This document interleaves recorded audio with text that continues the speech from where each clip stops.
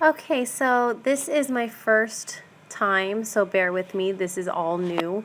This is the card I'm going to be making today. It's a shaker card, and the end product is probably not going to be the exact same as the initial. So what I do is I start with a card, that's watercolor paper, just Canson's watercolor paper, and that's a scrap of a page protector, and I am going to do the famous ink smooshing technique that a lot of other card making watercolor YouTubers are doing.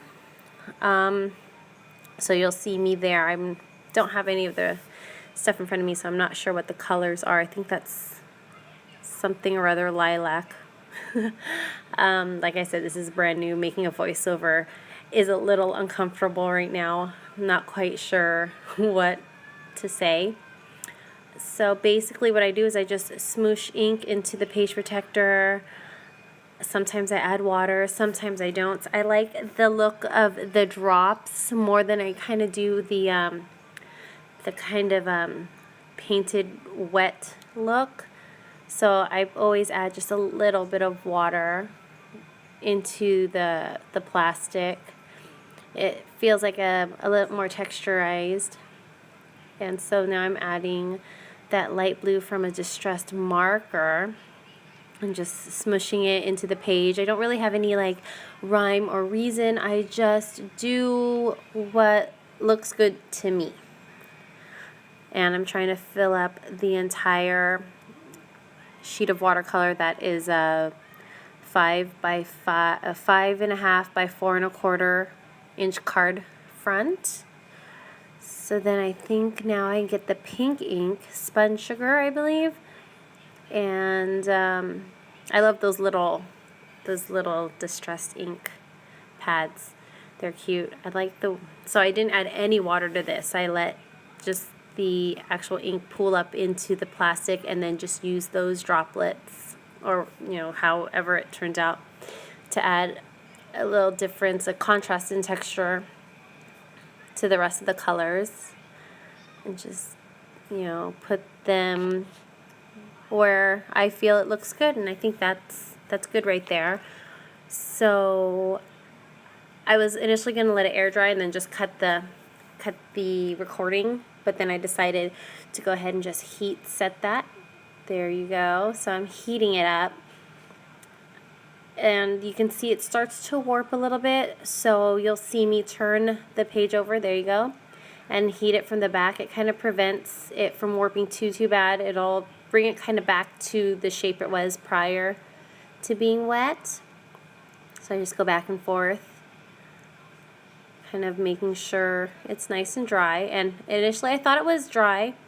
So here's my Dr. P.H. Martin Hydrus black watercolor ink and my Tim Holtz water brush that I use a lot of. And so I just add a little bit of water. Sorry, I don't know if you can hear my daughter speaking downstairs. I'm trying to hide a little bit. So here I am. I'm going to write the word smile. I was going to write the word smiles like the original card front that I showed you, but I kind of ran out of room.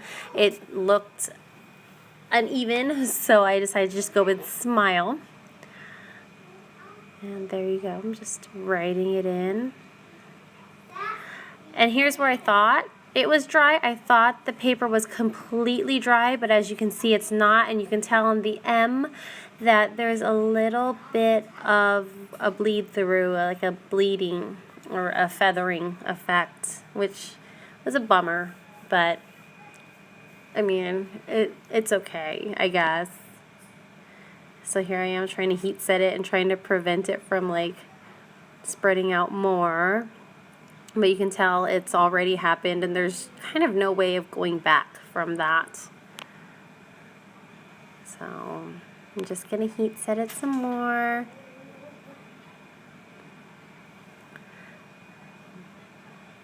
Making sure it's nice and dry before I flip it over to heat set it from the back.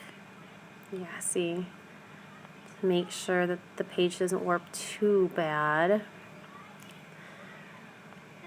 And then now I was not happy. Not happy at all with that. Nope. I should just let it dry some more, but it is what it is for now. So now I take a circle die, I believe that's a Lawn Fawn circle die, and I'm going to partial die cut.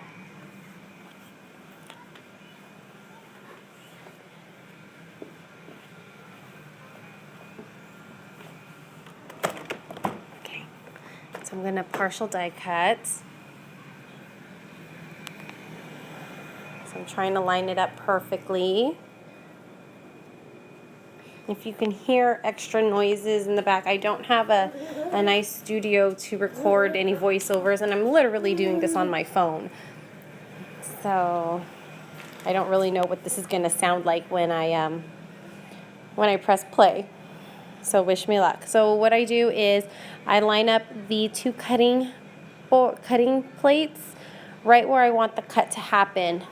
And I'm going to do this off camera because I don't really have a big setup to show you on camera, but I kind of showed you where the plates were going to go.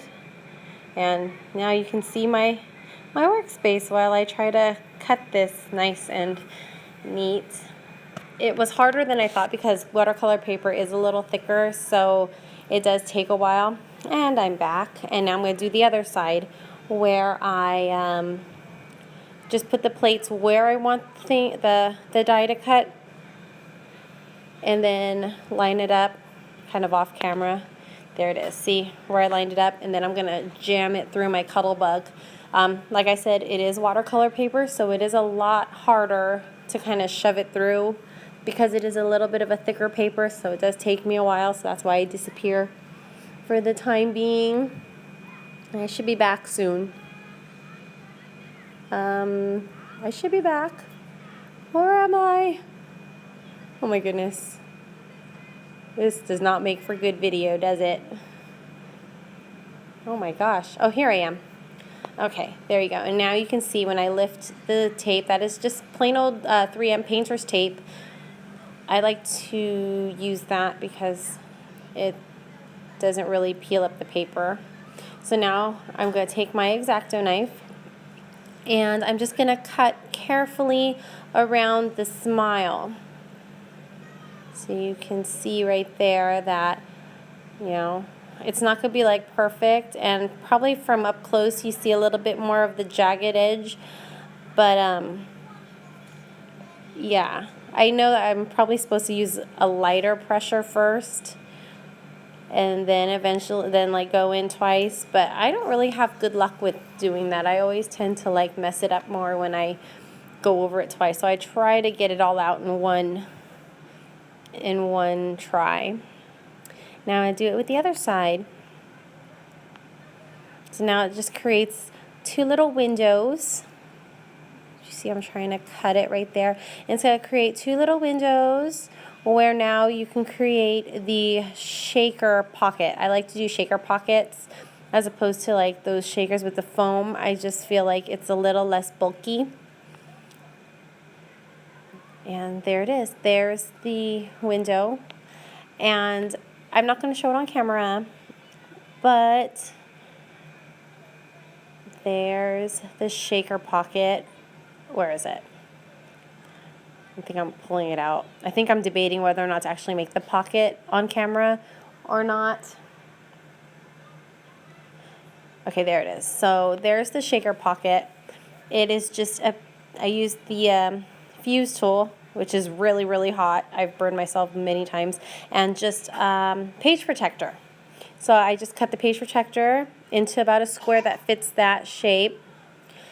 That covers the entire window. And then I seal it up on 3 edges, and then I shove a bunch of sequins in there. Those are mostly Target dollar store glitter pieces and dollar store sequins. And that's pretty much the card. Enjoy.